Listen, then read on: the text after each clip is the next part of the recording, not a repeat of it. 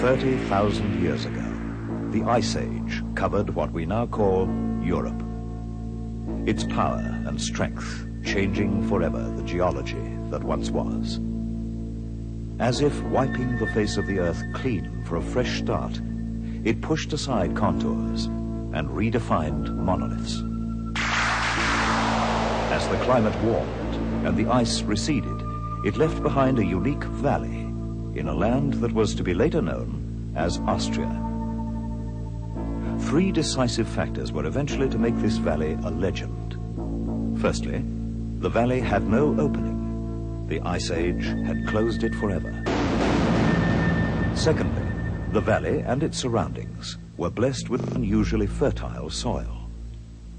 And thirdly, a warm microclimate, a factor that was to trigger off a chain of natural events, culminating in phenomena which until recently were beyond comprehension. As the sun and rains fed the valley, hundreds of varieties of herbs, flowers and grasses flourished on its slopes. Bellflowers, wild wheat, butterwort, heather, raspberry, heath rose, primrose, shepherd's purse, chamomile, mallow, chervil and clover. Brookline, angelica, bulrush, violet, forget-me-not, juniper, sweet william, daphne, willowweed, alderbush, strawberry, gentian, butterflower, and marigold. Night spur, reed, cowslip, white rose, yellow water lily, cotton grass and tansy, red bilberry, thyme, water violet, moorberry, water fennel, water lily, and moor rose. Over 300 varieties in all, many unique to this area. The small valley became a lake, a receptacle for nature's garden. As thousands of years went by, the seasonal changes continually washed more and more flora into the lake. An amazing biological change took place. As the passing of time continued, nature broke down the flora into fine particles that were held in suspension by the water, becoming more concentrated towards the bottom. As the water became richer with nature's elements, it changed to a darker color, ranging from a light brown to a deep, rich black. The lake is now Moor.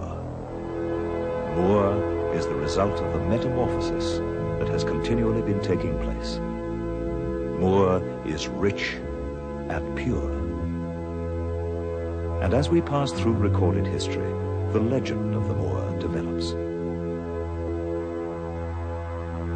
800 years before Christ, the Celts, who created the first civilization north of the Alps, are said to have recognized the curative properties of the Moor. Recent excavations have uncovered ancient Celtic baths, indicating the Moor was frequented as a health spa. The noted 16th century physician Paracelsus believed he had found the Quinta Essentia, the remedy in the Moor.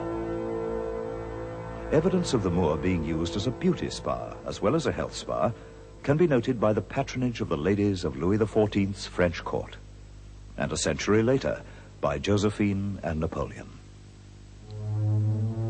Recent history has given a name to the unique Moor in Austria. It's known as the Neidharting Moor and has become a modern-day Mecca for those seeking health and beauty.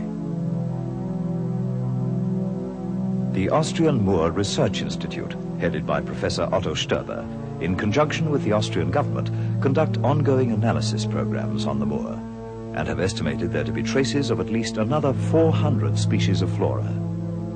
They are also responsible for the controlled usage and export of this sought-after and valuable preparation from nature.